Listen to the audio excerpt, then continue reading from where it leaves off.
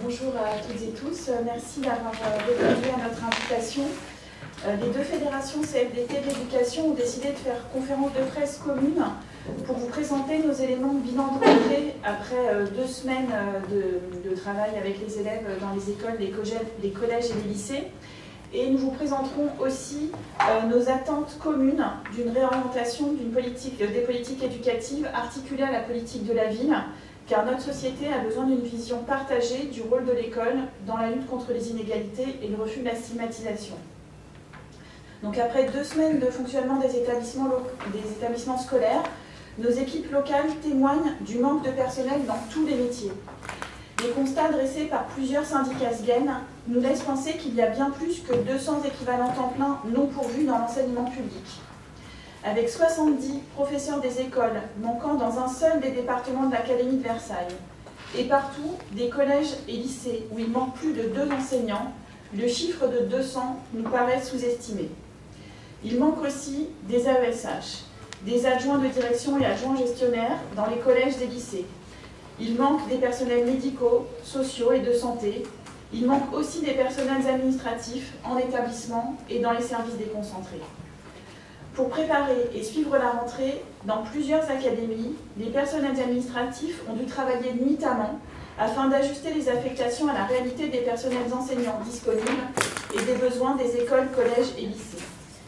Aucun dialogue n'est ouvert à ce jour dans les académies concernées pour rémunérer, structurer la récupération, faire un retour d'expérience afin que cela ne se reproduise plus dans les années suivantes. Dans ce contexte de pénurie de personnel, les conditions de travail sont dégradées et l'épuisement professionnel est perceptible déjà si tôt dans l'année. Ce contexte dégradé, vous le savez bien au fil des échanges que nous avons régulièrement, n'est hélas pas nouveau. Il s'inscrit désormais dans la durée. S'ajoute en cette rentrée le retour des annonces politiques tant du président de la République que du ministre de l'Éducation nationale, voire d'autres membres du gouvernement très souvent éloignés des réalités professionnelles. Des promesses sont faites à l'opinion publique et on laisse au personnel la charge de réparer les défaillances du système au prix de leur épuisement. Cette déconnexion entre les discours politiques sur l'école et les réalités professionnelles, la tendance à annoncer une mesure pour l'école à chaque sujet d'actualité contribue à la défiance envers l'institution et au découragement. C'est ce qui explique qu'au SGEN et à la FEP, nous constatons la montée en puissance des sollicitations de collègues qui veulent partir, détachement ou disponibilité, rupture conventionnelle, jusqu'à la démission et à l'abandon de poste quand tout cela est refusé. C'est ce qui explique que 85% des 800 enseignants des établissements privés sous contrat ayant répondu au questionnaire de la FEP disent ne pas avoir confiance dans le ministère pour améliorer l'école et 80% d'entre eux ne lui font pas confiance pour améliorer leurs conditions de travail. Nos 2 fédérations considèrent que les consignes données par le ministère dans son guide sur les remplacements de courte durée s'apparentent à des injonctions contradictoires, en particulier sur la question de la formation continue. Depuis des mois, les formateurs et formatrices, les inspecteurs et inspectrices, les personnels administratifs travaillent dans le cadre des écoles académiques de la formation continue à bâtir et organiser une offre de formation qui réponde aux besoins des personnels et aussi aux commandes ministérielles, en particulier sur la prévention et la lutte contre le harcèlement, sur l'éducation à l'égalité filles-garçons et l'éducation à la sexualité, et aussi sur la laïcité. Tous nos collègues ont désormais le sentiment que leur travail est tout simplement jeté à la poubelle, quand début septembre, on leur demande de tout revoir.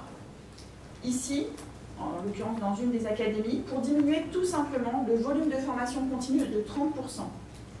Partout pour que le moins de formation, voire aucune, n'ait lieu à d'autres moments que le mercredi après-midi ou pendant les vacances scolaires. Négation du travail réalisé, contradiction entre les objectifs affichés, cela est insupportable pour les personnels et nos fédérations ne l'acceptent pas. Alors que des constats ont été partagés depuis plusieurs années sur le temps de travail réel des enseignants, sur le nombre de jours de travail pendant les vacances des élèves, la décision unilatérale du ministre de viser 100% de formation continue en dehors du temps d'enseignement est inacceptable et totalement contradictoire avec les enjeux d'articulation entre vie professionnelle et vie personnelle, pourtant inscrits dans le plan pour l'égalité professionnelle entre les femmes et les hommes. C'est inacceptable aussi en termes de conditions de travail. Inacceptable parce qu'elle va tout simplement, comme ce fut le cas dans le premier degré déjà, assécher la formation continue au détriment de la qualité du système éducatif. Pour la FEP et le SGEN, la formation continue, c'est du travail. Elle a donc vocation à se dérouler sur le temps de travail. Le temps de travail des enseignants ne se limite pas à leurs heures d'enseignement, certes, mais interdire à terme toute absence en classe pour participer à une formation, c'est au choix alourdir la charge de travail de professionnels déjà épuisés ou préparer l'effondrement de la formation continue. Dans ces deux cas, cette décision unilatérale du gouvernement aura des effets délétères. Les tentatives de déploiement du pacte sont l'autre élément d'alourdissement de la charge de travail, mais aussi de creusement des écarts de rémunération entre les deux degrés d'enseignement et entre les femmes et les hommes. À ce stade, dans nos deux fédérations, les constats convergent. Le nombre de professeurs qui prennent des parts fonctionnelles et le travail supplémentaire qui va avec est inférieur aux attentes ministérielles. Certaines mesures annoncées aux familles dans les collèges et les lycées professionnels risquent fort de ne pas pouvoir être mises en œuvre. Nous constatons même que dans certains établissements, ce qui fonctionnait est désormais déstabilisé en termes de remplacement de courte durée, en termes de projets pédagogiques. Et il est toujours aussi difficile de trouver des volontaires pour être professeur principal, tuteur ou tutrice. Tout cela est contradictoire avec la volonté affichée par le ministre d'améliorer les conditions de travail et l'attractivité du métier d'enseignant. Par ailleurs, pour nos deux fédérations, redonner de l'attractivité au métier de l'éducation suppose une trajectoire pluriannuelle de revalorisation des rémunérations sans condition. Le doublement de l'ISOE par fixe, de l'ISAE et l'augmentation équivalente des primes statutaires versées à tous les enseignants, CTE et PSI-EN, que nous avons obtenu l'an passé, est enfin un signe donné à toutes et tous, quelle que soit leur position dans la carrière. Mais il faut aller au-delà. Nous continuons de demander leur triplement par rapport à 2022. Le fait que le ministre parle au passé de la revalorisation n'augure rien de bon. Et les personnels l'ont bien compris.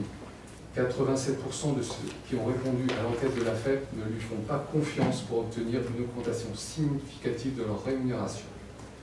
Pour tous les autres personnels aussi, les discussions doivent reprendre avec des enveloppes budgétaires identifiées pour améliorer les rémunérations et les conditions de travail. À défaut, le système éducatif risque d'entrer dans une spirale négative. Depuis longtemps, nos deux fédérations portent des propositions pour que le système éducatif soit résolument conçu autour de l'école, pour toutes et tous, conçu pour la réussite de toutes et tous. L'an dernier, nous avons porté ensemble des propositions pour la mixité sociale et scolaire dans les établissements scolaires publics et privés sous contrat. Les annonces et dispositions prises mezzo voce par Papendiaï avaient au moins permis de rouvrir un sujet majeur sur le plan démocratique et pourtant laissé en jachère entre 2017 et 2022. Sans toutefois noter, et c'est heureux, mettre un terme à ce qui avait été initié pendant le quinquennat 2012-2017. Plus de 2 mois après les émeutes de juin-juillet, et surtout après des alertes majeures et répétées des maires de communes populaires, d'acteurs sociaux et associatifs qui travaillent au plus près des personnes dont la situation économique et sociale est difficile et se dégrade depuis la pandémie et sous les coups de butoir de l'inflation, l'absence de travail structuré avec le ministère dans les académies dans le cadre du dialogue social sur l'articulation entre politique éducative et politique de la ville est incompréhensible. Il ne serait pas acceptable de se laisser se creuser les écarts entre établissements, entre enseignement public et enseignement privé en termes de mixité sociale, ou plutôt d'absence de mixité avec des polarisations que la publication des IPS a rendues visibles pour toutes et tous. Nos deux fédérations demandent des mesures plus résolues en faveur de la mixité sociale et scolaire, incluant l'enjeu de l'accompagnement des professionnels concernés. Des associations ont aussi montré en cette rentrée que plus de 2000 enfants vivent avec leurs parents à la rue. Nous demandons là aussi un engagement politique et budgétaire interministériel en lien avec les associations et les élus locaux pour que cette situation cesse. L'éducation nationale doit y prendre sa part en s'assurant de la scolarisation de tous les enfants d'âge scolaire, en donnant aux équipes éducatives des moyens d'accueillir et d'accompagner ces enfants. Cela suppose des équipes pluriprofessionnelles disposant du temps pour travailler ensemble. Cela suppose aussi de ne pas retirer immédiatement les moyens lorsque, par exemple, un lieu d'hébergement ferme temporairement. La qualité de l'accueil des enfants étrangers nouvellement arrivés nous interroge aussi. Beaucoup d'entre eux ont besoin d'un accompagnement dans le cadre des UPE2A. Et cet accompagnement doit lui aussi être mieux structuré. Par exemple, attendre trop longtemps l'ouverture des structures d'inclusion, c'est mettre en tension les personnels et c'est rendre plus difficile l'entrée de ces enfants dans leur parcours scolaire en France. Construire l'école pour toutes et tous, c'est aussi améliorer les conditions de mise en œuvre des objectifs de la loi de 2005 en matière d'inclusion, quels que soient les besoins éducatifs et médicaux des enfants. Trop de personnels sont laissés seuls face au manque d'AESH, face à l'absence de médecins scolaires et contraints de mal vivre dans leur travail l'école inclusive. Pour le moment, l'acte 2 de l'école inclusive s'est construit avec très peu de dialogue social. Et au cours des années passées, le ministère n'a pas été en capacité de prendre en compte nos descriptions des réalités professionnelles parfois très difficiles des personnels de l'éducation nationale pour réussir l'inclusion de la maternelle jusqu'au baccalauréat. Pour avancer sur ce volet, il faudra accepter de revenir sur les politiques éducatives qui reposent trop souvent ces dernières années sur l'intensification et la surcharge de travail pour les personnels, sur des programmes d'enseignement surchargés qui limitent toute capacité de différencier et de s'adapter aux besoins des élèves. C'est donc tous ces sujets que nos deux fédérations portent constamment depuis des mois et depuis la rentrée auprès du ministre, de ses conseillers et des différentes directions de l'administration centrale. Nous vous remercions pour votre écoute. Nous sommes à disposition évidemment pour répondre à des questions, échanger avec vous. Et nous sommes accompagnés donc Laurent Lamberdière, secrétaire général de la FED, moi Catherine Lavecti du SGEN. Côté SGEN, je suis accompagnée de Laurent Gomez, secrétaire national, Sylvie Perron, secrétaire national, et Caroline Dresdou, secrétaire nationale, qui pourront se présenter davantage aussi si vous le souhaitez, puisqu'ils sont nouveaux dans la commission exécutive du SGEN CFDT. À mes côtés, Valérie Ginet, secrétaire national, Damien Gillot, secrétaire national, qui est également nouvellement arrivé dans notre commission exécutive, et Carole Baronon, secrétaire nationale, pourront répondre aussi à vos questions. Merci.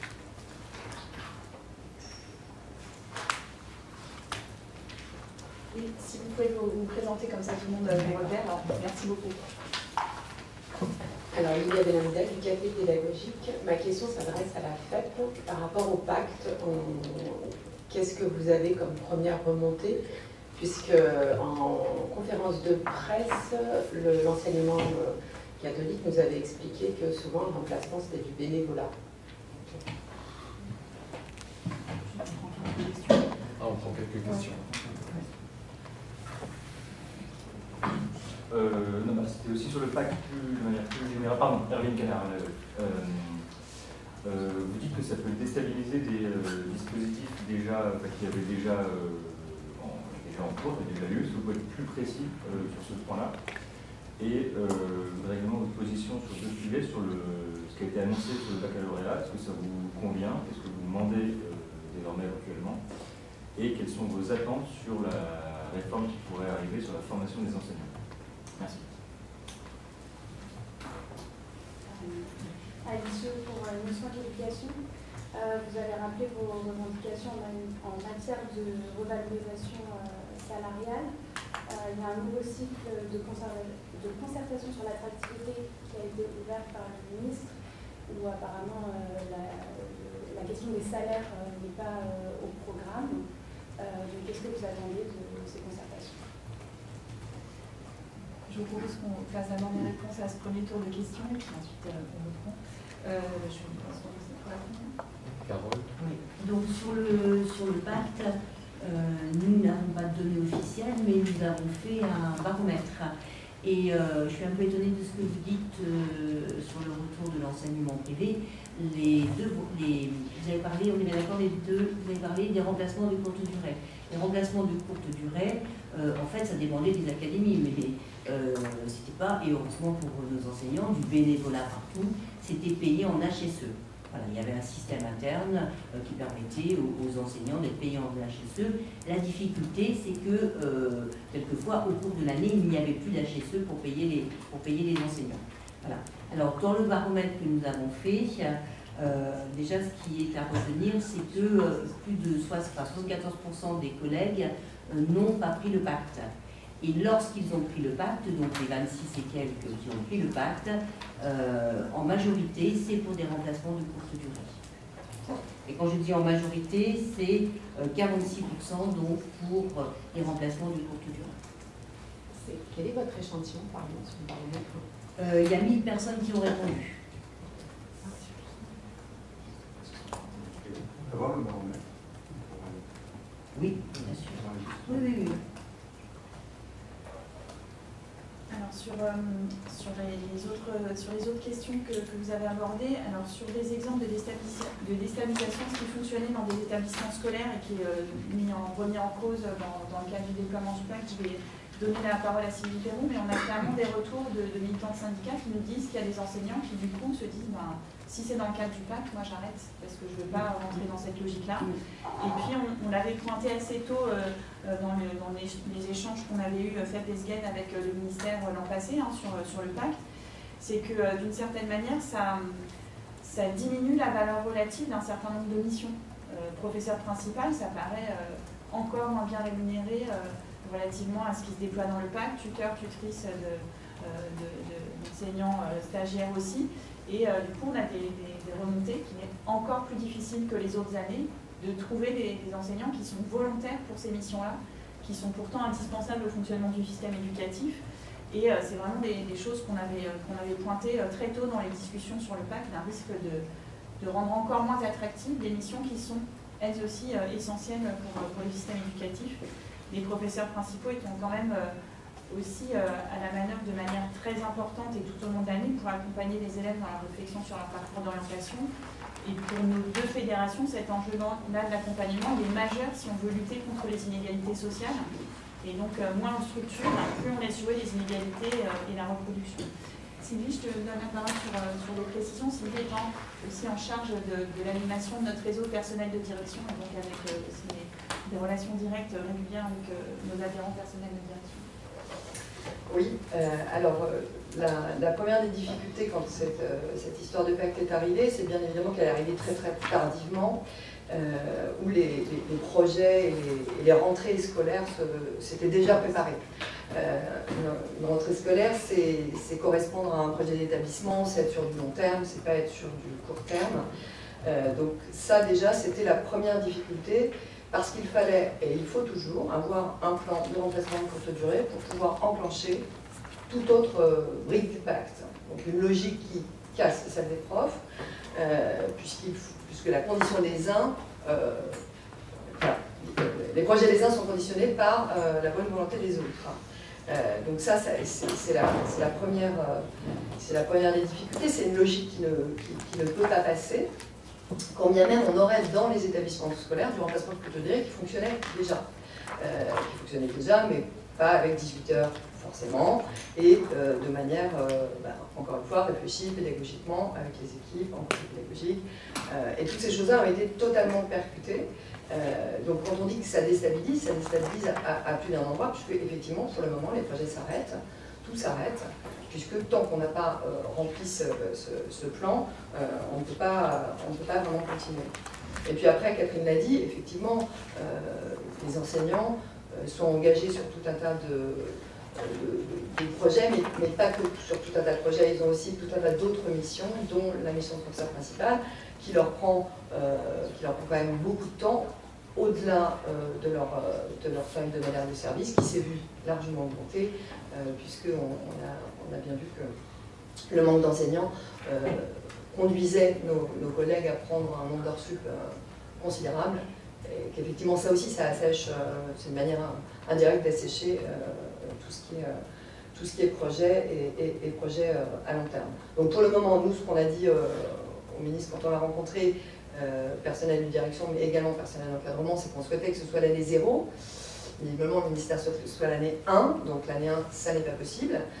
On lui a bien redit. Donc là, on nous demande des remontées pour le 29 septembre sur le remplacement de courte durée davantage que sur les projets. Parce que, effectivement, tant que cet engagement-là ne sera pas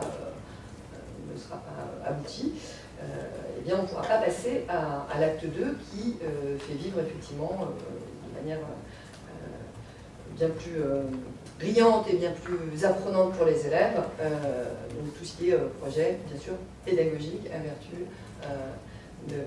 pour permettre la réussite de nos élèves. Donc on est quand même un tout petit peu coincé en début d'année. Les remontées pour nous, là, dans certains établissements, c'est rien du tout. Donc pas d'emplacement de courte durée, donc on attend, wait and see. On a encore des IMP quand même dans les établissements scolaires, donc des indemnités pour mission particulière. Donc je pense qu'on va fonctionner quand même un tout petit peu avec cette bonne vieille méthode des indemnités pour mission particulière, mais voilà, les choses deviennent un peu compliquées. Alors, un petit complément par Laurent Gomez, qui va coordonner un travail avec nos équipes syndicales, et puis ensuite, l'école Arnaud ont aussi des précisions à apporter sur cette question.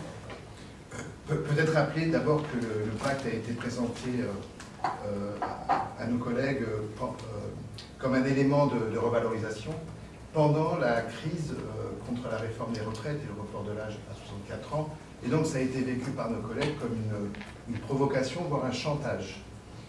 Alors des exemples de déstabilisation des équipes, c'est par exemple le cas de collègues qui jusque-là prenaient en charge le dispositif Devoirs faits, ou des établissements où le remplacement de courte durée fonctionnait bien finalement, et où, parce que c'est vécu comme une provocation, ce chantage, vous voulez gagner plus, vous allez travailler plus, se mettent en réserve et ne prennent plus en charge Devoirs faits et le remplacement de courte durée.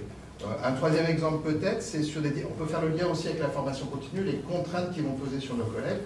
C'est par exemple le dispositif Maths sans frontières, qui est un dispositif d'appétence, d'améliorer l'appétence des élèves pour les maths. C'est quand même un enjeu qui a été présenté il y a quelques temps par cette majorité.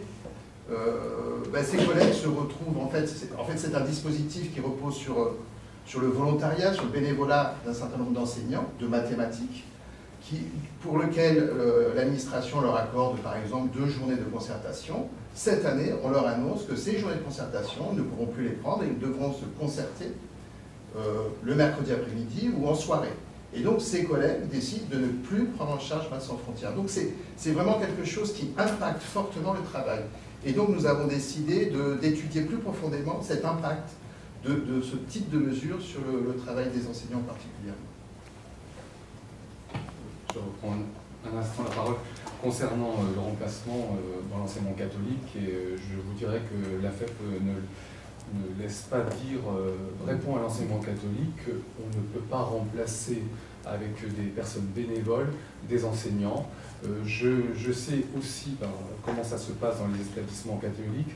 On se sert d'une main-d'œuvre précaire, c'est-à-dire des maîtres délégués ou des maîtres auxiliaires qui ne sont pas titulaires de leur emploi, pour les inciter à remplacer les collègues.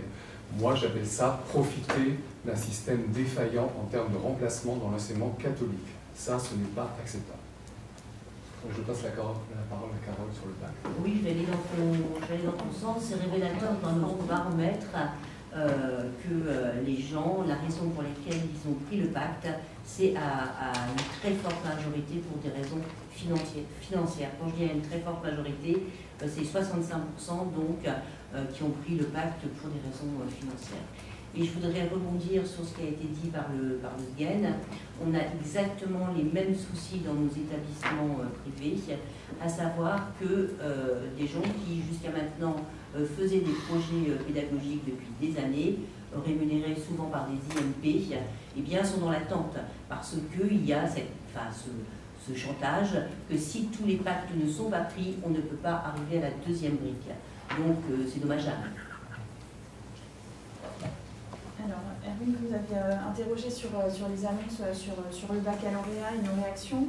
C'est vrai qu'on a fait le choix de ne pas le mettre d'entrée de jeu dans l'introduction parce qu'il y a des sujets qui nous paraissent encore plus importants et structurants pour le système éducatif. Nous, ce qu'on a dit au moment de l'annonce et puis un petit peu avant dans les échanges avec le ministère, c'est que les épreuves de spécialité positionnées en mars dans le format dans lequel elles étaient, c'est-à-dire qu'on avait mis en mars les épreuves du même format que celles qui autrefois étaient en juin, ça mettait en tension tout le monde. Et on l'avait dit dès le début, puisqu'on avait dit au moment de la réforme du bac et du lycée que c'était une réforme ratée. Et ratée en l'occurrence parce qu'on demande aux professeurs et aux élèves d'atteindre plus tôt dans l'année des objectifs qui sont les mêmes en fait. Donc on n'avait pas adapter les épreuves à la chronologie du baccalauréat. Et donc, de ce point de vue-là, on perçoit bien que pour une partie des collègues, c'est un soulagement de déplacement des épreuves en juin. Mais le soulagement, tout de suite, il s'est traduit aussi par « Ah, mais finalement, c'est quoi le programme sur lequel les élèves vont être évalués? Est-ce que je dois revoir toute ma progression en fonction de cette nouvelle échéance ?» Et d'ailleurs, pour le moment, il n'y a pas de consigne officielle du ministère sur quel sera le programme évalué pour ces épreuves de spécialité positionnées en juin. Et puis, on voit très vite les contradictions qu'on avait indiquées, c'est-à-dire que ces épreuves de spécialité positionnées en mars, c'était un moyen de renforcer le rôle du baccalauréat dans le processus d'orientation dans l'enseignement supérieur. C'était une des pièces maîtresses de cette volonté de remuscler le baccalauréat. Finalement, il n'est pas remusclé du tout, puisque l'orientation dans l'enseignement supérieur se fera exclusivement sur le contrôle continu intégral comme avant. Donc on n'a pas répondu à cet enjeu-là du rôle du baccalauréat par rapport à l'entrée dans l'enseignement supérieur. Et puis, on voit bien commencer à poindre d'autres effets aussi. D'une part, en termes de travail, on va avoir des collègues qui vont être encore plus sollicités sur juin, parce qu'ils vont d'abord être de jury de bac, de correction et de jury de bac pour les épreuves de spécialité. Et puis ensuite, ils vont aussi, on va puiser sur le même vivier de professeurs pour les oraux du grand oral et les jurys de grand oral. Donc, on voit qu'en termes de conditions de travail, on ne va pas avancer non plus. On ne va pas avancer sur la reconquête du mois de juin non plus, du coup. Donc, on a des effets en cascade avec manifestement un ministère qui cherche des solutions pour afficher à la population que si on va quand même reconquérir le mois de juin, mais tout ce qui transpire du ministère qui n'est pas encore stabilisé, ce ne sera pas une reconquête pour l'enseignement.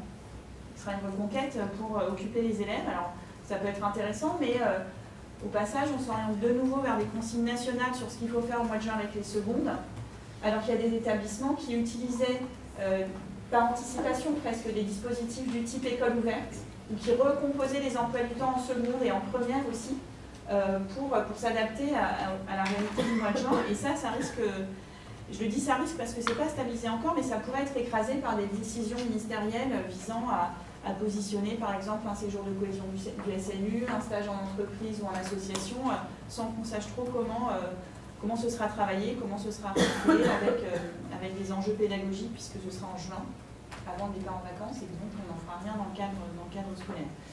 Et puis on voit qu'il y a des acteurs qui cherchent à retarder autant que possible l'anonymisation du lycée dans Parcoursup, que nous on attendait, qui était une préconisation aussi du comité scientifique qui suit Parcoursup, pour limiter les velléités pour des filières sélectives ou pour des filières en tension dans l'enseignement sup de sélectionner sur le lycée d'origine plutôt que sur le parcours scolaire des élèves, donc c'est quand même problématique. Et puis on a vu les débats à Sciences Po sur faut-il rétablir du coup des épreuves de sélection à l'entrée à Sciences Po en dehors de Parcoursup pour compenser le fait qu'il n'y a pas de note d'épreuve de spécialité.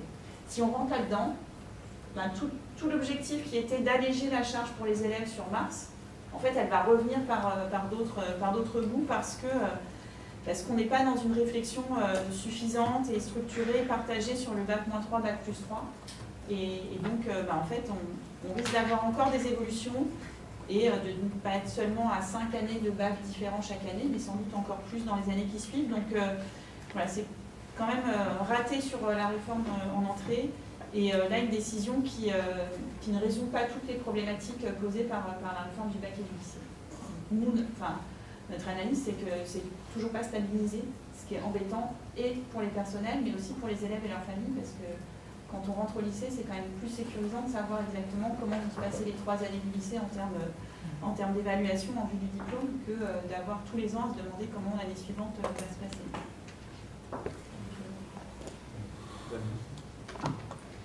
Alors, concernant le calendrier du bac, on a un peu la même vision dans le privé sous contrat. On avait pris soin de consulter un certain nombre de collègues désirés repousser les épreuves de spécialité en juin.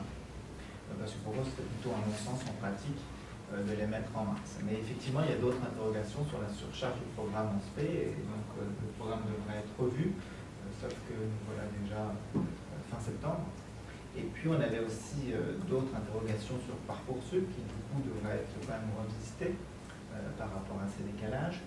Et puis nous avions aussi des questions concernant le grand oral, puisque lors de notre entrevue au ministère, il était question que les 5 minutes sur l'orientation disparaissent, ce qui nous interpellait beaucoup, d'autant que le ministère souhaitait instituer une culture de l'orientation de la 6e, ça nous semblait contradictoire, hein, sans compter la disparition de la technologie en 6e qui est aussi en lien. Donc on attend quand même des réponses à toutes ces questions. On pourrait aussi parler de l'EAF et cette réduction de texte aussi en français qui nous interpelle, qui là encore demanderait plutôt une refonte du programme plutôt que des mesures où finalement les enjeux en sont un peu bousculés. Quelle est son début en tout cas. Je propose qu'on passe à la question sur la formation initiale des enseignants. Je passerai la parole aussi à Caroline Brézou qui suit ce dossier en articulation entre notre secteur enseignement supérieur recherche et notre secteur politique d'éducation et de formation. Notre fédération n'a pas changé de positionnement par rapport à l'an dernier sur le sujet. C'est-à-dire qu'on considère que tout décrochage des conditions de formation et de recrutement entre premier et second degré serait un très mauvais signal.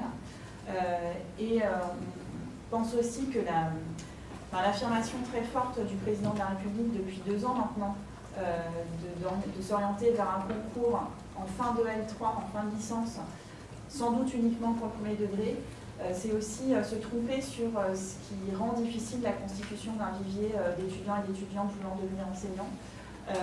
Et ce ne sera pas la solution. Donc c'est vrai qu'on a réenvoyé des notes au ministère sur le sujet, aux 2 ministères, le ministère de l'enseignement sup et le ministère de l'Éducation nationale, pour dire les raisons pour lesquelles nous sommes opposés à ce décrochage. Caroline, je te laisse détailler. Alors, c'est bon, ça passe. Ce qui nous fait dire que c'est pas, pour répondre aux questions d'attractivité du métier, c'est pas juste notre avis à nous, c'est une enquête Ipsos commandée par la Cour des comptes d'avril 2022. Quand on demande aux étudiants pourquoi ils n'envisagent pas de devenir enseignants, ce qui arrive en première réponse, c'est la rémunération insuffisante. C'est pour ça que nous, on considère que pour améliorer l'attractivité du métier enseignant, il faudra passer par la rémunération et pas en parler au passé comme semble vouloir le faire le ministre. La deuxième chose qui est exprimée, c'est les conditions de travail qui sont trop difficiles. Et là encore, il y a beaucoup de boulot à faire pour pouvoir améliorer. Et le troisième, c'est le manque de reconnaissance du métier. Le fait que ce soit une formation à 5 ans, on arrive en 5e position. Donc c'est absolument pas la bonne entrée pour nous pour parler sur l'attractivité du métier. Ça ne nous empêche pas de considérer que la formation actuelle a beaucoup de choses qui ne fonctionnent pas et qu'il faudrait améliorer. Notamment l'idée d'un master rémunéré. Nous, on le porte, hein, pour, notamment, pourquoi pas, en contrat d'apprentissage. Une entrée progressive dans le métier, y compris quand on a passé le concours et qu'on est stagiaire ou T1. Avoir une décharge d'enseignement pour avoir du temps de formation, un vrai temps de formation dédié à la formation. Ce qu'on demande aussi, c'est des bilans sur les dispositifs qui sont mis en place, parce qu'on nous parle d'une école normale, mais on ne sait pas où, quand, à quel endroit elle sera située exactement. On a des dispositifs qui sont en place, emploi avenir professeur, le parcours préparatoire au professorat des écoles. Et là, on voudrait bien avoir des bilans, comment ça marche, quel est le taux d'enseignants, enfin d'étudiants qui vont du début jusqu'à la fin. Pour pouvoir effectivement s'il y a un intérêt ou pas. Et puis enfin, on est attaché à une formation universitaire pour les enseignants, notamment pour les amener sur le volet recherche, qu'ils puissent continuer à s'interroger sur leur pratique. Et sur cet aspect-là, je vous invite à venir à la conférence de presse sur le supérieur, qui aura lieu lundi prochain, le scan supérieur, lundi 25. Et enfin, on ne pourra pas se dédouaner de la question de la formation continue. On y revient encore une fois, puisque tout ne peut pas se jouer sur 3 ans, 4 ans ou 5 ans de formation initiale. On a besoin d'une formation continue tout au long de la carrière des enseignants pour avoir des formations, des enseignants bien formés et à même de favoriser la réussite des élèves. Caroline, tu voulais ajouter quelque chose ? En vrai, je voulais rebondir sur l'attractivité du métier parce que tu avais commencé par l'attractivité, mais je suppose que Catherine, tu vas en parler pour répondre à la question et moi j'interviendrai après toi.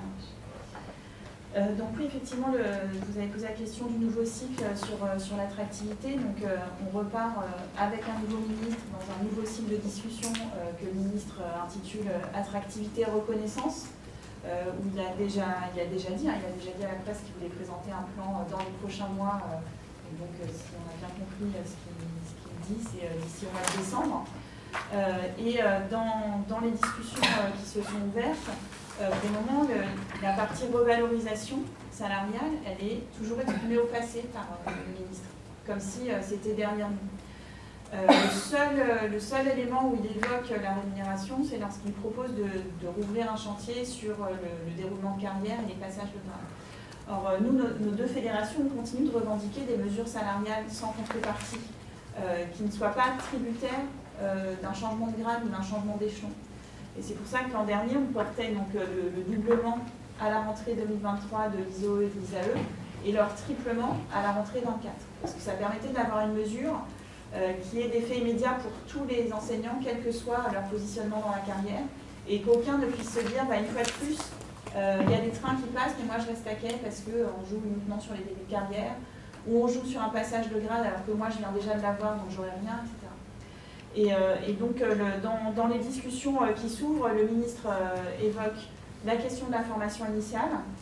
Donc, vous avez compris que ce n'est pas simple parce que nous, on n'entre pas dans la discussion avec la même lecture de la situation et de la suite. Il a l'entrée, déroulement de carrière, accompagnement à l'entrée dans le métier et accompagnement des parcours professionnels, qui sont des sujets qui nous intéressent. Mais là, la question sera de voir si le gouvernement est prêt à revenir sur des mesures récentes, parce que l'année de stage à temps plein, c'est récent. C'est une décision prise contre l'avis de l'ensemble des organisations syndicales. Et si on revient dessus, ça a un coût, donc est-ce qu'ils sont prêts à financer? Et puis sur la question d'accompagner les parcours professionnels, nous on est confrontés depuis plusieurs années, mais ça s'intensifie au fil du temps, à des collègues qui souhaitent une mobilité professionnelle pour quitter le métier d'enseignant, soit temporairement, soit définitivement, et qui en sont empêchés. Cet été, on a accompagné un collègue, par exemple, du coup on a échoué, mais on a accompagné un collègue qui souhaitait partir travailler quelques années pour la JOC. Donc c'est un collègue qui est directeur d'école depuis plusieurs années en Normandie, qui est quelqu'un de très investi, qui est militant chez nous, et voulait partir travailler pour la JOC quelques années et revenir sur son poste de directeur ensuite. Et bien en fait, le résultat des courses, c'est qu'il a démissionné. Parce qu'on lui a refusé son départ temporaire. Et du coup, la seule solution pour lui, pour pouvoir réaliser ce qu'il souhaitait avec la JOC, c'était de démissionner. Donc il n'est pas là à la rentrée, mais il ne sera pas là dans 4 ans non plus. Donc c'est un échec total pour tout le monde, pour lui et pour l'institution. Et donc quand on veut travailler sur les mobilités, oui, mais quand est-ce qu'on s'y met vraiment? Parce que le constat qu'on fait nous, c'est que les collègues qui veulent une mobilité, c'est de plus en plus difficile et ça les pousse à des décisions définitives de type d'émission. Et puis le ministre dit aussi vouloir travailler sur l'amélioration des conditions de travail. On sait que c'est majeur dans l'attractivité, effectivement, aux côtés de la rémunération. Sauf que nous, l'analyse qu'on fait depuis plusieurs années, c'est qu'il y a une dégradation et une intensification du travail qui est renforcée à la fois par la pénurie de personnel, mais aussi par les mesures prises à la rentrée sur la formation continue, sur la manière de penser les remplacements de courte durée, et en plus avec toujours pas de travail de fond sur estimer l'impact des absences longues non remplacées, etc. Et sans aucun travail non plus sur les conditions de remplacement ou non-remplacement des professeurs des écoles, parce que tout le temps on parle des remplacements de courte durée, on ne parle que du second degré. Et on ne se soucie pas du fait que dans le premier degré, beaucoup d'enseignants n'accèdent pas à la formation continue parce qu'ils ne sont pas remplacés, que beaucoup d'enseignants vont au travail alors qu'objectivement, ils devraient être en arrêt maladie parce qu'ils ont la jambe dans le plâtre et qu'ils ne sont pas censés conduire un véhicule, mais ils y vont quand même pour pas que les élèves se retrouvent sans rien ou soient répartis dans les autres classes, parce qu'ils savent que notamment dans des petites écoles, accueillir les élèves de son collègue, c'est compliqué, ne serait-ce que par l'espace des salles de classe, et puis ça ne permet pas un travail de qualité ni pour les professeurs, ni pour les élèves. Donc sur le volet conditions de travail, nous on a envie d'avancer là-dessus. L'an dernier, on avait demandé et obtenu le principe d'une négociation sur la qualité de vie au travail et les conditions de travail. On attend que cette ouverture faite l'an dernier par Papendiaï soit confirmée. Mais pour qu'on avance vraiment, pour nous, ça suppose que le gouvernement accepte de revenir sur des mesures récentes. Parce qu'il y a trop de contradictions entre le discours sur les conditions de travail, l'attractivité et la reconnaissance, et le fonctionnement réel du système éducatif et les conditions de travail réelles qu'on constate avec nos collègues. Je passe la parole à Carole. Alors nous, notre première réunion de concertation sur l'attractivité du métier n'a pas eu lieu. Elle aura lieu, donc, j'ai envie de dire comme d'habitude en décalage, le 25 septembre. Donc bien évidemment, nous avons exactement les mêmes revendications, puisqu'on pense déjà c'est révélateur qu'il y ait à nouveau une concertation sur l'attractivité du métier. Ça veut bien dire que les concertations de l'année dernière n'ont pas permis ce choc d'attractivité. Donc la reconnaissance des personnels, ça passe bien évidemment par le salaire, et on est d'accord que le sujet ne peut pas être clos, c'est impossible. Il ne peut pas être clos, et comme Catherine vient de le dire, nos fédérations veulent, effectivement, continueront à revendiquer un triplement des indemnités de suivi des élèves, et aussi une augmentation sans contrepartie. On est d'accord aussi que ça passe la reconnaissance et l'attractivité du métier par de vraies perspectives de carrière. Et on a clairement un souci pour les deuxièmes parties de carrière et pour les fins de carrière. Et ça passe aussi par une possibilité d'évolution professionnelle. Or, c'est la particularité de l'enseignement privé. Il y a des difficultés bien évidemment dans le public, mais nous, les évolutions de carrière nous sont tout simplement impossibles. Impossible de par notre statut, c'est-à-dire concrètement, nous ne pouvons obtenir aucun détachement dans aucun ministère. Et ce qui est beaucoup plus grave, c'est que nous ne pouvons même pas passer certains concours de l'éducation nationale. C'est-à-dire, en clair, le concours d'inspecteur nous est toujours interdit et le concours de personnel de direction nous est toujours interdit. Personnel de direction, c'est d'autant plus choquant qu'il existe depuis 2 ou 3 ans un 3e concours, je dirais, ouvert à tout le monde. C'est-à-dire concrètement en France, tout le monde peut passer le concours de personnel de direction, le 2e étant réservé aux fonctionnaires, ce que nous ne sommes pas, le 3e étant réservé à ceux qui ont exercé dans le privé ou qui ont été par exemple présidents d'associations, mais ça veut dire que les maîtres de l'enseignement privé n'ont pas le droit de le passer. Donc vous voyez, en termes de mobilité, il y a encore énormément de travail, et c'est vrai qu'en termes d'attractivité, les collègues ne peuvent avoir comme perspective de carrière que de rester enseignant dans le privé. Et c'est légitime, on peut avoir envie de faire autre chose, d'aller voir ailleurs. Et donc c'est vrai que nous, on l'a porté l'année dernière, et on nous a écoutés, mais nous n'avons rien obtenu. Voilà, donc ça sera une de nos revendications cette année. Et après, donc, tout à fait d'accord, bien évidemment, sur les conditions de travail et sur la négociation sur les conditions de travail. Mais vraiment, les mobilités, pour nous, ça nous semble essentiel. Je vais laisser la parole à Valérie sur les conditions de travail. Je vais dire juste un mot parce que j'entendais Catherine parler justement du primaire, qui est souvent le plus défavorisé dans les mesures qui sont prises, dans le manque de mesures justement. Dans l'enseignement catholique, il faut le dire, dans le primaire, nous avons des classes surchargées, puisqu'il n'y a pas de dédoublement. Peut-être dans certaines écoles, mais à ma connaissance, très peu. Les moyens pourtant sont là. Le privé bénéficie de 20% des moyens émis par l'éducation nationale. Seulement, on remplit les classes. Alors vous pouvez imaginer que les conditions de travail, ça nous est remonté des professeurs des écoles, sont de plus en plus exécrables. Et imaginons si un professeur des écoles s'absente, si on doit répartir dans d'autres classes 35 élèves. Alors souvent l'argument d'enseignement catholique, c'est qu'on a beaucoup de demandes, donc on ne peut pas refuser, mais l'éducation nous refuse des moyens supplémentaires pour ouvrir des classes. Bon, ça veut dire qu'on remplit les classes jusqu'à plus soif, parce que de toute façon on ne peut pas avoir un accord de l'éducation nationale pour des moyens supplémentaires pour ouvrir des classes. Et ça, en fait, on ne veut pas l'entendre. Oui, sur les conditions de travail, je voulais revenir sur le point de l'organisation du travail. Qui dit sens du travail, bonne organisation du travail, dit aussi autonomie et organisation.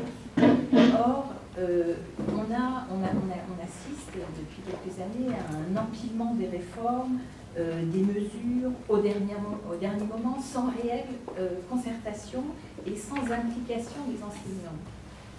Or, les enseignants sont les professionnels de l'éducation qui devraient bien sûr participer aux réformes et à l'organisation de leur travail.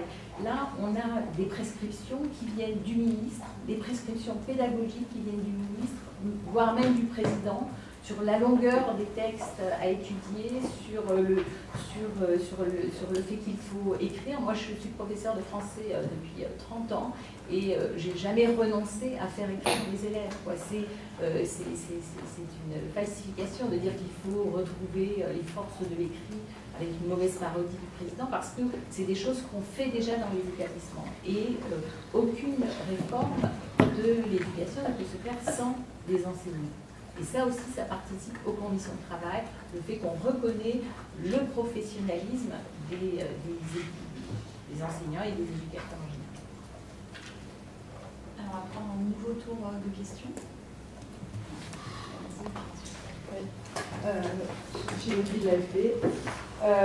J'avais une question sur le harcèlement. Là, hier ou avant-hier, Gabriel Attal a qualifié de honte la réponse du rectorat de Versailles à des parents dans une situation de harcèlement. Est-ce que vous estimez qu'il y a parfois encore trop de défaillances dans les réponses de l'institution à cette situation de harcèlement?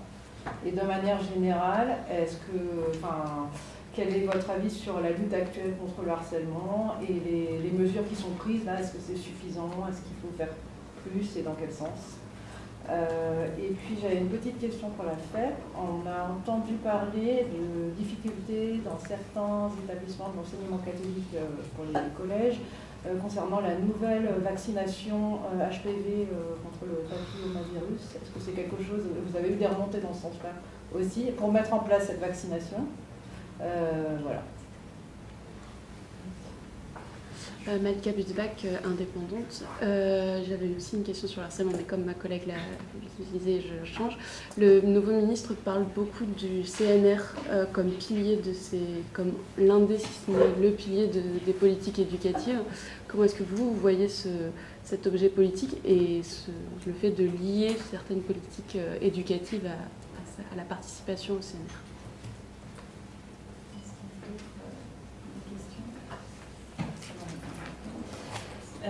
Alors sur la question de la lutte contre le harcèlement et puis en l'occurrence du courrier du rectorat de Versailles pour commencer, ce courrier, c'est normal qu'il choque parce qu'il y a un adolescent qui s'est suicidé, c'est forcément une tragédie, un drame pour sa famille, pour ses proches, et on a en face un courrier du rectorat qui est un courrier strictement juridique, qui est extrêmement froid, dans lequel il n'y a pas d'expression d'empathie par rapport à la famille.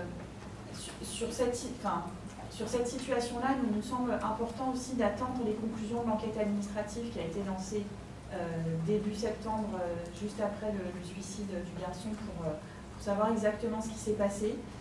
L'établissement estime qu'il avait mis en place un certain nombre de démarches pour essayer de mettre un terme à la situation de harcèlement.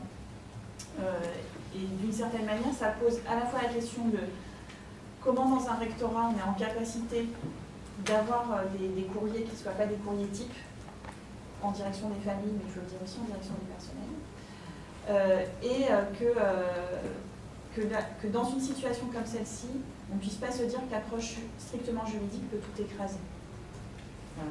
Parce que c'est vrai qu'on se dit, l'expression supposé harcèlement, on voit bien comment, sous la plume de quelqu'un qui est sous l'angle strictement juridique, ça vise à préserver une présomption d'innocence, à dire on attend que les faits soient établis, etc. Sauf que dans le cadre du travail, ça fait déjà plusieurs années qu'on a inversé la charge de la preuve. C'est plus à la personne qui pense être victime de harcèlement d'apporter la preuve. C'est à l'employeur d'apporter la preuve qu'il n'y a pas eu harcèlement. De la même manière, quand on fait de la prévention des agissements à caractère sexiste et sexuel et de toutes les formes de harcèlement, la première consigne, c'est d'abord de dire à la victime de dire « je te crois ». Et ensuite, on cherche la suite. Or, dans ce courrier, il n'y a pas ça. Il n'y a pas ça du tout. Donc c'est sûr que ça heurte. Mais on se dit aussi qu'il y a un moment où quand on voit qu'il y a d'un côté un établissement qui estime avoir mis en place des choses pour mettre un terme à la situation de harcèlement, de l'autre une famille qui estime que ça n'est pas fait ou que ça n'est pas suffisant, est-ce que c'est juste par un échange épistolaire que ça peut se résoudre? Non, ça c'est certain. Comment est-ce qu'on a les moyens, comment est-ce qu'on a le temps d'organiser aussi une médiation, une rencontre pour voir ce qui se passe, comment on identifie quelles mesures d'urgence peuvent être prises dans l'établissement ou à l'échelle du bassin d'établissement. Voilà. Mais ça, ce sera utile d'avoir aussi l'analyse complète de la mission d'inspection qui a été diligentée début septembre. Ensuite, sur la lutte contre le harcèlement, de manière plus globale, alors d'une part, il faut avoir en tête que la première fois qu'on a une réunion au niveau ministériel sur la lutte contre le harcèlement, c'est le 12 juin 2023. Et donc c'était en présence du ministre Papendiaï. Qu'on a eu à ce moment-là des échanges nourris, que la prochaine fois c'est mercredi après-midi avec la conseillère sociale du ministre, mais on a l'impression que c'est un peu précipité pour éviter qu'on découvre entièrement le plan interministériel pour lequel on a zéro info à ce stade. On n'a aucune information sur ce qui est dans les tuyaux, sur le plan de lutte contre le harcèlement. Or, on a des propositions qu'on a faites déjà le 12 juin dernier, et puis il y a des contradictions majeures déjà tout de suite. C'est-à-dire que les ministres successifs disent on va déployer une formation massive à la lutte contre le harcèlement, on va avoir des référents harcèlement dans tous les établissements scolaires, et vous allez voir ce que vous allez voir, ça va s'améliorer. Sauf que nous, l'an dernier, on a signalé déjà que plusieurs de nos adhérents et de nos militants qui avaient initialement dit « OK pour être référent harcèlement et être en charge du déploiement du programme phare dans mon établissement », se sont désistés. Ils se sont désistés parce que cette charge, elle s'ajoute à leur charge de travail habituelle. C'est-à-dire, en gros, un professeur certifié ou un professeur des écoles qui accepterait, il a tout son service d'enseignement à faire, et en plus, il aurait la mission de se former en dehors de son temps de classe, et c'est des formations lourdes, de déployer la formation dans son établissement scolaire en dehors de son temps de classe. Et l'an dernier, il y avait zéro rémunération pour ça dans pas mal d'académies. Alors maintenant, c'est une grille du pacte. Mais pour la faire court, 1 250 € pour solde de tout compte, pour ça, plus la responsabilité qui va avec, franchement, eh ben, c'est normal qu'il y ait beaucoup de collègues qui ne veulent plus y aller. Parce qu'ils estiment que la charge est trop lourde sur leurs épaules et que lutter contre le harcèlement en ayant des conditions de travail dégradées, ben, on est loin de la congruence qui est nécessaire si on veut vraiment lutter contre le harcèlement. Et puis, il y a quelque chose aussi de très profond sur lequel on va lutter à l'Éducation nationale pour améliorer la détection, la prévention, la lutte contre le harcèlement, c'est qu'on a une politique autour du programme phare qui est pertinent. Nous, le programme phare, on ne critique pas sur le fond. Ce qui nous pose problème, c'est la manière de le déployer sans moyens dédiés. Et puis, ça repose sur le principe de la préoccupation partagée. Sauf qu'avec, y compris ce qu'évoquait tout à l'heure Valérie, un cadrage tellement serré de ce qu'il faut faire en classe. Dans le premier degré, c'est au quart d'heure près dans certaines circulaires. Dans tous les degrés, on a blindé les programmes d'enseignement, donc tout le monde court après le temps dans sa classe et a de moins en moins d'attention possible aux enfants, que ce soit pour s'adapter aux difficultés d'apprentissage des uns ou constater des situations rampantes de harcèlement. Mais en plus, nous, ce qu'on constate, c'est que les enseignants ont de plus en plus de mal à trouver du temps pour travailler ensemble. Et donc, dans un collège ou dans un lycée, il se peut que de 8h à 18h, il y ait plusieurs collègues qui disent à l'élève A d'arrêter d'embêter l'élève B, chacun dans leur heure de cours, et qu'à aucun moment de la journée, ces collègues n'ont le temps de se partager l'information, qu'ils ont tous eu à intervenir sur la même situation, et que donc, il ne s'agit pas juste d'intervenir dans son heure de cours, mais de regarder la situation d'ensemble. Et puis, quand une situation de harcèlement s'installe, c'est utile de pouvoir y travailler avec d'autres professionnels, des médecins scolaires, des psychologues de l'éducation nationale, des infirmières. Or, on en manque cruellement. Et même l'idée qu'on pourrait déployer la formation uniquement hors temps d'enseignement, qu'il faudrait que les enseignants se forment en soirée, le mercredi après-midi pendant les vacances, Pour la lutte contre le harcèlement, c'est encore moins opérant que sur d'autres sujets de formation. Le harcèlement, c'est aussi des lieux, c'est aussi des espaces. C'est essentiel que les formations aient aussi lieu dans l'école, dans l'établissement, et avec tous les adultes qui sont dans l'établissement. Donc là, on bute pour nous sur des contradictions majeures. Enfin, le gouvernement, s'il ne revoit pas certaines choses, va buter sur des contradictions majeures. La volonté de déployer une formation massive, et en même temps, ça va être de plus en plus difficile de le faire compte tenu de cette volonté de mettre la formation exclusivement hors temps d'enseignement. Et puis, on va buter sur l'intensification du travail qui fait que les enseignants ont de moins en moins de temps à consacrer collectivement à ce sujet. Et pourtant, c'est effectivement un sujet majeur parce qu'on voit qu'il y a malheureusement des suicides, et il y en a plusieurs par an. Et puis parce que un élève qui est soumis à du harcèlement, il peut développer une phobie scolaire, il va avoir du mal à apprendre, il va être en échec. Et puis il y a aussi notre rôle, puisque nous on est convaincus de l'éducabilité de tous, vis-à-vis des élèves qui sont entrés dans des comportements de harcèlement, comment on arrive à les faire sortir de ce cercle aussi. Parce que c'est notre responsabilité collective, j'ai envie de dire d'éducateur à l'éducation nationale, mais de tous les adultes dans notre société. Parce qu'après, le harcèlement, c'est aussi quelque chose qui n'est pas porté ni vécu uniquement par des jeunes dans le cadre scolaire, mais malheureusement, on voit bien qu'avec le comportement de type troll sur les réseaux sociaux, c'est quand même une pratique qui se répand à ciel ouvert dans toutes les sphères de notre société, malheureusement. Damien, concernant le harcèlement scolaire, dans l'enseignement privé sous contrat. Oui, alors, plusieurs choses, trois choses. La première, c'est qu'on avait été convoqué le 20 juillet pour la première fois, 2023, pour parler de harcèlement au ministère, et notre entretien a été annulé une demi-heure avant, puisque c'était le changement de ministre. Nous avons demandé à être reçus à nouveau, toujours sans nouvelles, alors que c'est une priorité du gouvernement, ce qui nous interpelle pas mal. Ensuite, concernant en pratique la lutte contre le harcèlement, on parlait du dispositif phare notamment dans l'enseignement privé sous contrat. Concernant l'enseignement privé sous contrat catholique, qui est majoritaire, puisque c'est 96% près des élèves, l'enseignement catholique, il est vrai, au nom du caractère propre, on met un peu de côté le dispositif phare pour faire un peu à sa sauce. Mais il me semble que la lutte contre la discrimination est assez ambiguë et du coup la lutte contre le harcèlement dans les établissements privés sous contrat catholique sont loin d'être satisfaisantes. Et ça fait partie d'un cheval de bataille de la FEP évidemment. Dans d'autres, et ce sera le troisième point, établissements privés sous contrat, ça peut être très différent. Dans les établissements privés sous contrat laïque, la lutte contre le harcèlement pose beaucoup moins de problèmes. Et quant au dispositif phare dans l'enseignement privé sous contrat, il arrive d'être appliqué. J'ai l'exemple par exemple du gymnase à Strasbourg, qui est un établissement privé sous contrat protestant qui l'applique sans souci en lien avec le recteur. Donc Valérie maintenant, qui parle de la vaccination et de la prévention justement. Oui, alors c'est un petit peu la même question que le harcèlement, c'est-à-dire que dans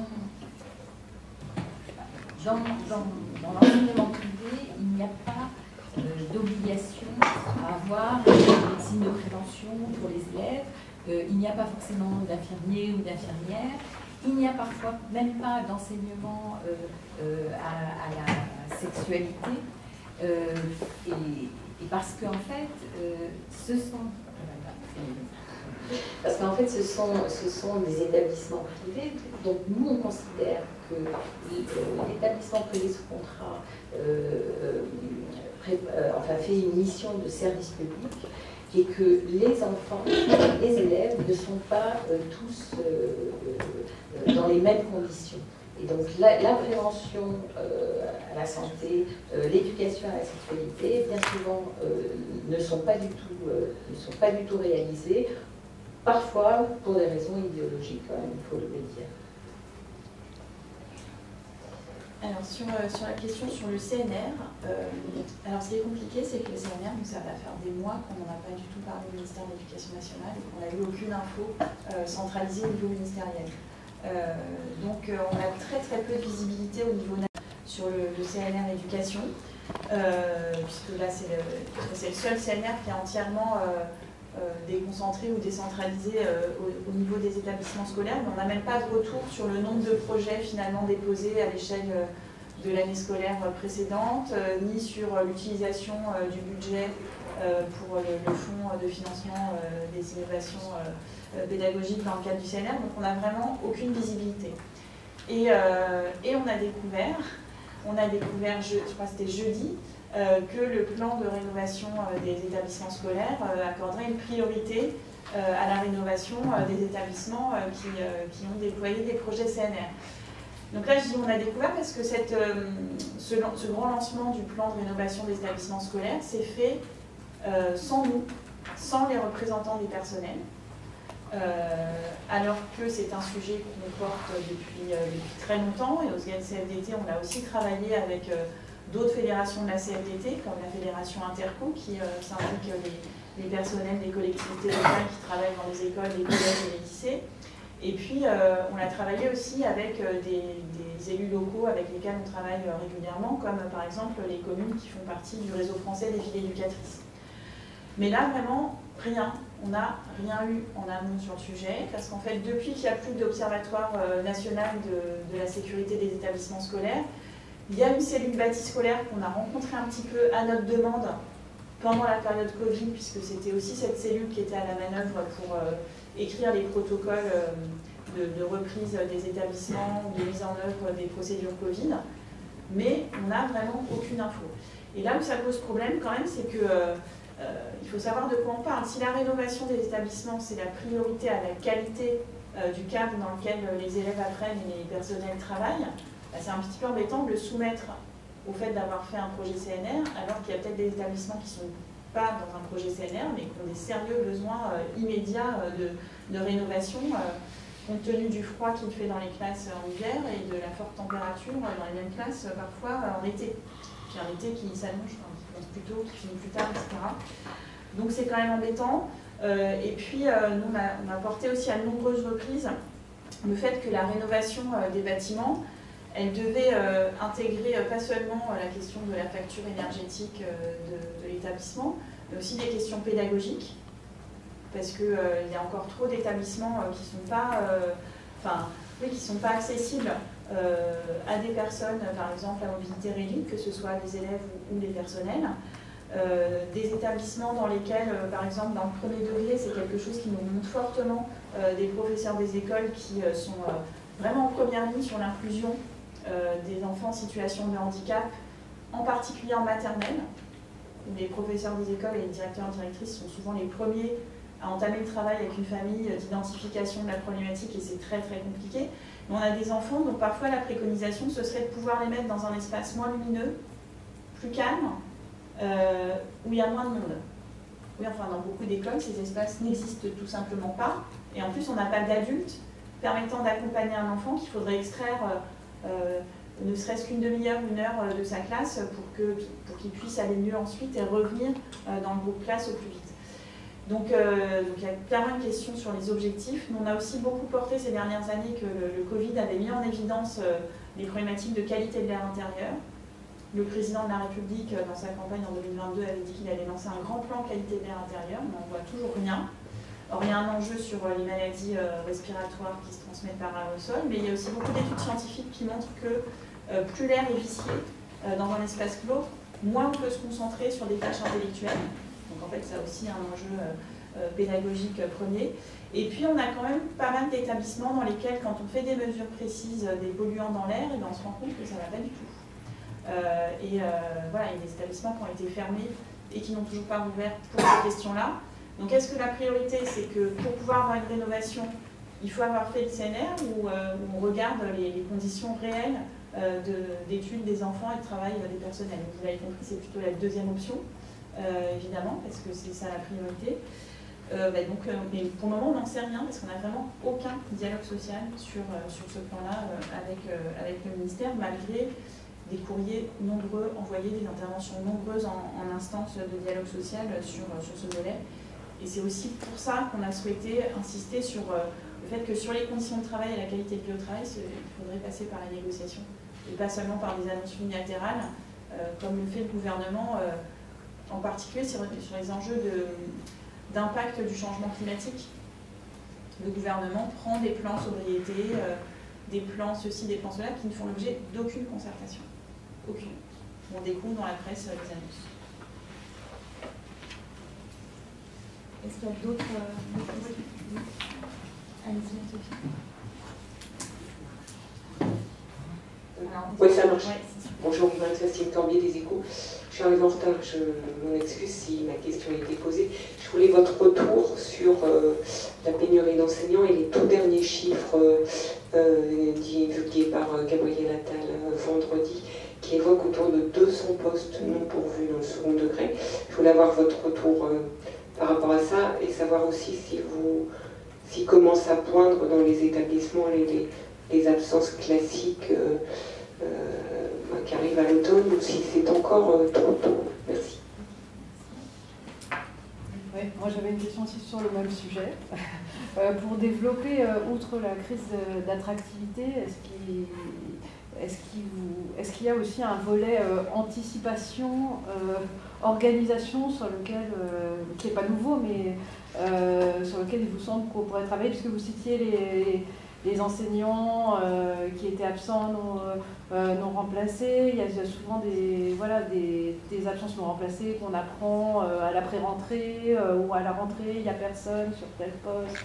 Est-ce qu'il n'y a pas aussi tout un sujet ressources humaines, outre évidemment les enseignants manquants, mais pour essayer d'améliorer les choses, les enseignants qui n'ont pas leur emploi du temps, ça c'est encore un autre sujet, mais il y a pas mal de choses aussi qui jouent dans la désorganisation et peut-être une meilleure organisation des choses. Alors, sur la pénurie d'enseignants, nous on considère que le chiffre de 200 ETP, même limité au second degré, c'est une sous-estimation de ce qui nous remonte. Sylvie pourra peut-être en dire un peu plus dans les échanges avec Auberdir, mais nous on a quand même, la semaine dernière on a réuni nos secrétaires généraux de syndicats académiques, et dans toutes les académies, il y a des établissements où il manque des enseignants, et parfois plus de 2. Donc nous, on n'est pas en mesure d'avoir des données exhaustives sur la totalité des établissements scolaires, mais 200, ça nous paraît largement sous-estimé par rapport à ce que nous disent nos responsables de syndicats académiques. Et puis effectivement, on a des syndicats aussi qui nous disent que commence à arriver, parce qu'il y a quand même une reprise du Covid assez forte, et commence à arriver des absences pour congés maladie ordinaire.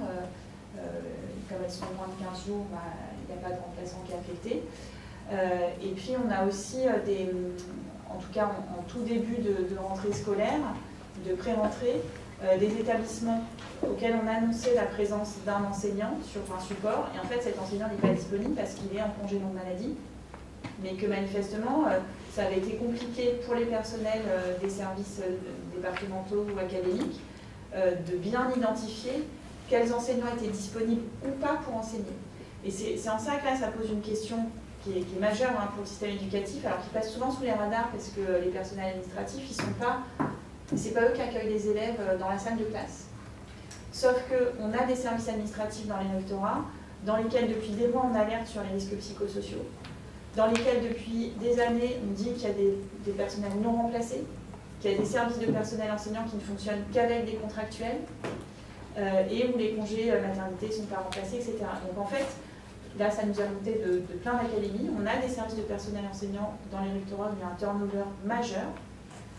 Et parfois aussi, je crois que c'est dans l'académie de Créteil, la semaine de la rentrée, le logiciel qui permet de gérer les suppléants, c'était en rade toute la semaine de la rentrée. Donc forcément, là ça embolise tout le monde.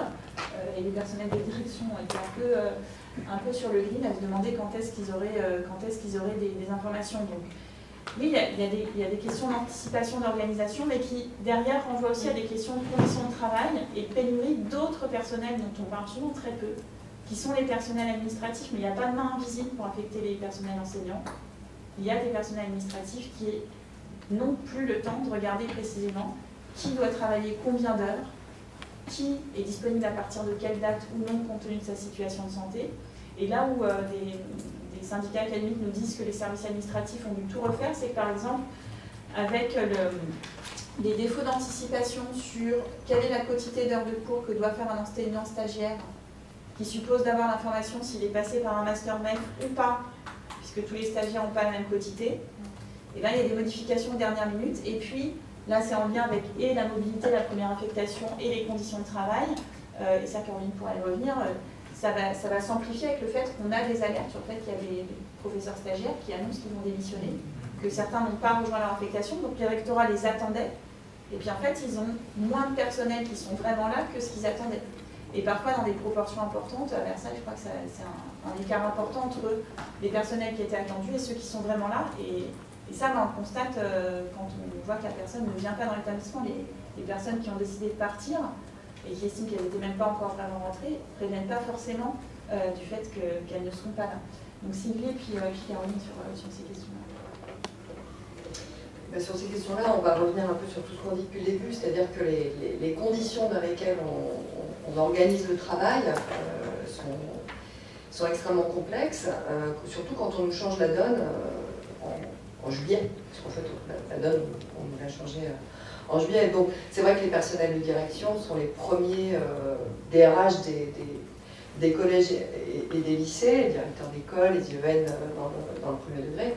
Le travail, nous, on essaie de l'organiser, mais comme on vous dit depuis le début, ce qui nous manque en fait cruellement, et on le voit, c'est le temps, c'est s'arrêter, se repositionner, compte tenu de la difficulté dans laquelle on se trouve à un temps T, pour répondre à l'ensemble des problématiques d'un établissement scolaire. Après, tout ce que Catherine vient d'évoquer sur la pénurie dans les services déconcentrés, ça c'est quelque chose qu'on dit depuis des années. Je crois qu'il y avait un président de la République qui s'appelait Nicolas Sarkozy, qui a quand même à un moment donné cassé considérablement le système. Et c'est vrai que quand les gouvernements successifs ont remis des enseignants surtout devant les élèves, en tout cas, le personnel administratif, ça n'a pas suivi. Alors, dans les établissements scolaires, oui, on a toujours eu nos personnels administratifs, encore que de plus en plus, c'est compliqué. Il y a aussi un problème d'attractivité, un problème de mobilité, enfin, tout un tas de choses qui rendent, finalement, l'organisation qui pourrait être pertinente localement. Tout à l'heure, la collègue a aussi parlé, la collègue de la FEP a parlé d'autonomie. Aujourd'hui, on n'a plus d'autonomie dans les établissements scolaires. Les personnels de direction n'ont de cesse de le dire, d'ailleurs. On est un établissement autonome où on devrait pouvoir arriver à gérer, et sur le long terme, à la fois la formation de nos enseignants, à la fois l'accompagnement des jeunes collègues, à la fois anticiper les absences que nous organisons, parce que l'institution est très très forte pour organiser l'absentéisme des enseignants.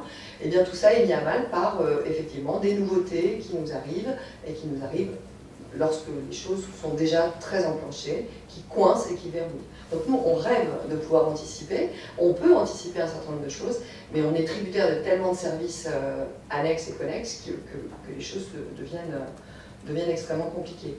En tout cas, sur la GRH de proximité, c'est extrêmement important de dire que, effectivement, c'est bien les directeurs d'école, les IEN, les personnels de direction, les inspecteurs pédagogiques régionaux, quand ils peuvent atteindre les stagiaires, qui peuvent empêcher, j'ai envie de dire, les collègues de rentrer dans cette carrière et d'y rester.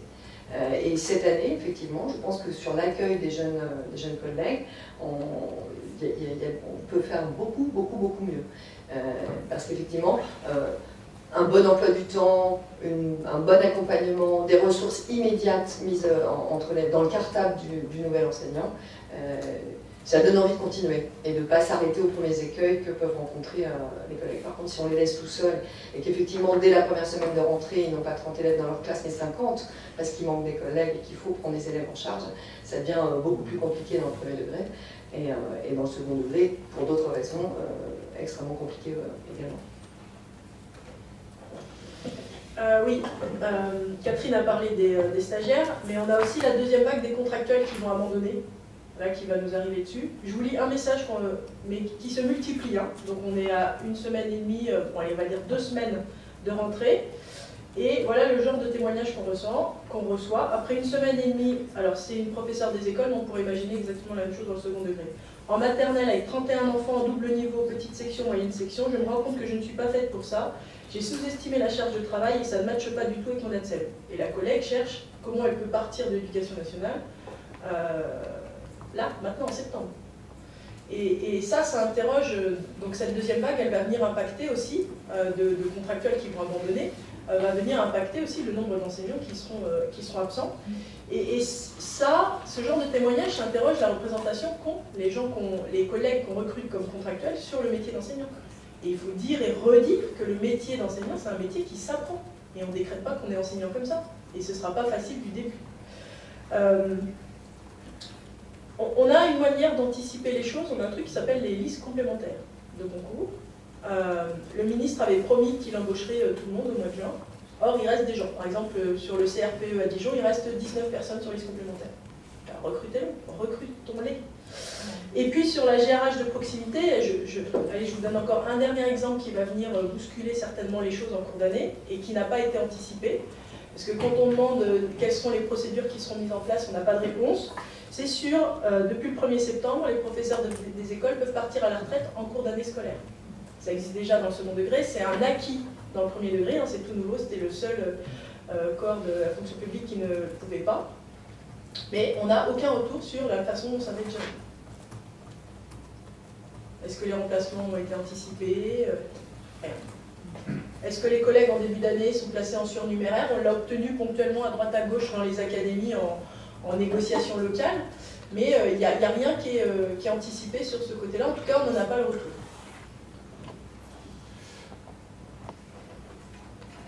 Tu voulais ajouter quelque chose sur Oui, je voulais ajouter quelque chose concernant la pénurie d'enseignants. Quand on nous présente les 200 postes non pourvus, bien entendu, comme souvent, ça ne concerne que l'enseignement public, puisqu'on laisse au privé justement l'annonce de ces chiffres officiels.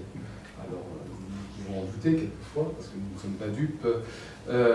Ça manque un peu de transparence, parce qu'il est vrai que les familles, généralement, qui mettent leur enfant dans le privé, c'est parce qu'ils sont assurés d'un encadrement à toute épreuve, ce qui n'est pas forcément le cas, puisque, comme je vous le disais tout à l'heure, c'est qu'on va aller chercher des enseignants précaires qui arrivent, qui ont besoin de se former, d'être accompagnés pour remplacer, parce que les collègues qui sont titulaires, quelquefois, ils ont déjà une charge de travail, des projets à monter, et ils n'ont pas forcément le temps, et ils ont le pouvoir de dire non, ce qui n'est pas le cas des enseignants qui arrivent dans le métier. Nous, ce qu'on revendique depuis toujours, c'est un corps de remplacement dans l'enseignement privé sous contrat.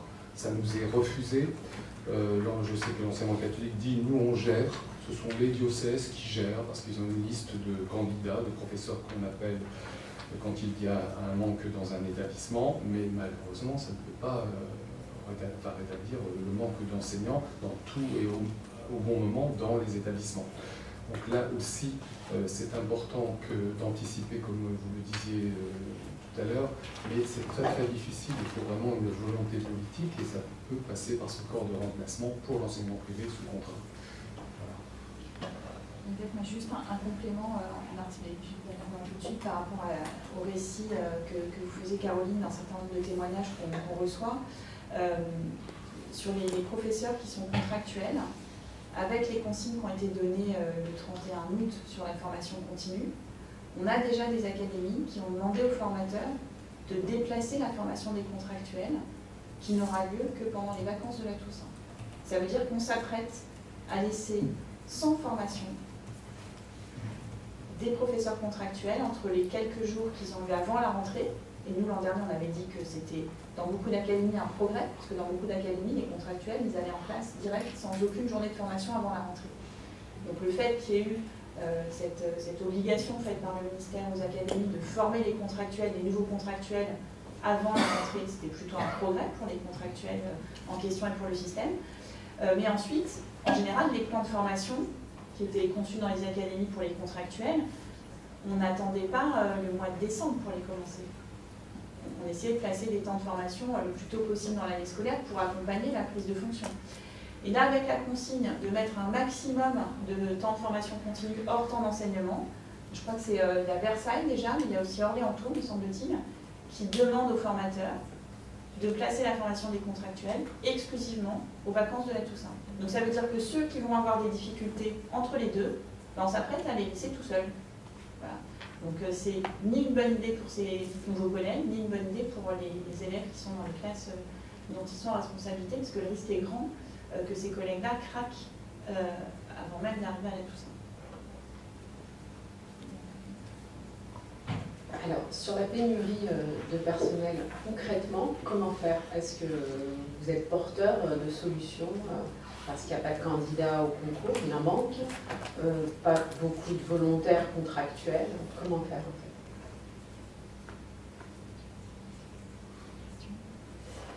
Oui, ben vous avez raison, c'est un défi majeur parce qu'il ne suffit pas de dire créons les postes pour qu'ils soient pourvus. On le voit bien et on le voit pour les enseignants, mais on le voit pour d'autres métiers. Hein.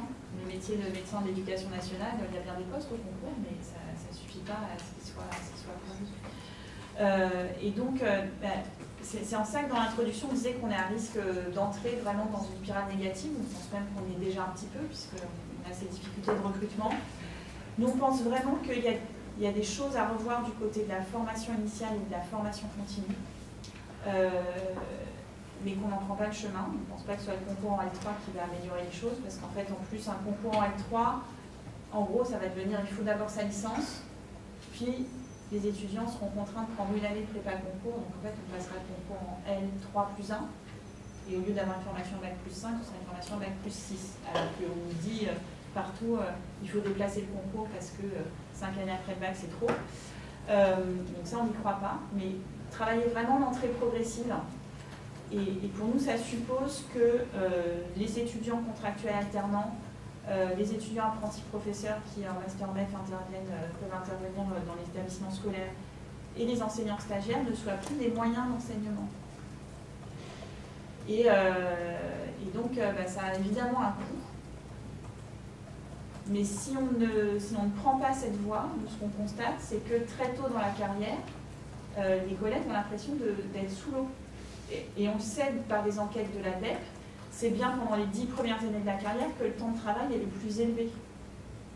Parce que le temps de conception des enseignements qu'on va dispenser en classe, de conception du travail qu'on va structurer avec les élèves, c'est là qu'il prend le plus de temps.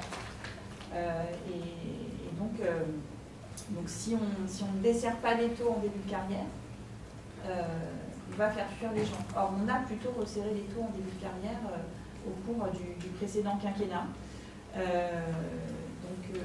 Voilà. Après, nous, on pense aussi que contrairement à une idée reçue, il y a un certain nombre de jeunes ou de personnes qui sont déjà avancées dans leur carrière, dans d'autres métiers, qu'on pourrait attirer vers le métier de l'éducation si on ne leur donne pas l'impression qu'une fois qu'on est rentré, on ne peut plus en sortir. C'est-à-dire que le discours de la vocation, il est quand même un puissant vecteur de ne pas travailler sur les rémunérations, de ne pas travailler sur les conditions de travail, et d'essayer de retenir les gens coûte que coûte et pas de leur ouvrir des possibles. Alors, on voit bien que le rapport au travail change. Il change pour beaucoup de monde dans notre société, que ça a été accéléré par la phase de confinement et de Covid. Et tant qu'on ne se posera pas cette question-là, on sera en difficulté. Or, pour le moment, ça ne pose pas vraiment à l'éducation nationale. Je vous décrivais tout à l'heure comment on met plutôt des bâtons dans les roues à des collègues qui envisagent de partir ou qui veulent partir juste quelques années pour revenir. Et donc, on n'en prend pas le chemin. Après, il y a, à notre sens, malheureusement, il n'y a pas de solution miracle d'effet immédiat.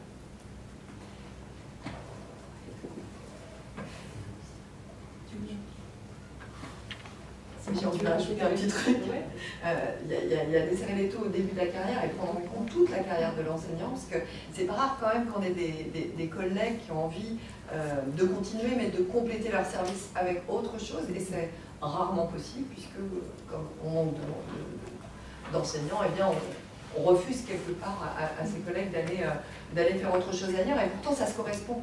Nous, très souvent, on autorise les enseignants à faire des cumuls de rémunération dans le supérieur, dans tout un tas de choses.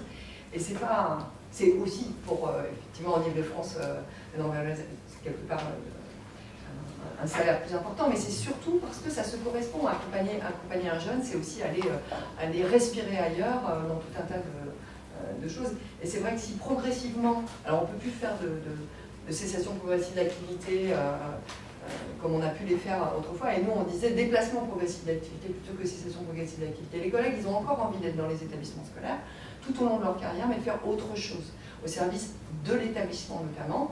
On a parlé de harcèlement, on a parlé de tout un tas de choses depuis le début. Il y a d'autres choses à faire mais pas en plus de son temps de service, 2 heures supplémentaires obligatoires et puis toutes les heures supplémentaires qu'il faut prendre puisqu'il n'y a pas assez de monde, et donc des services qui n'en finissent plus.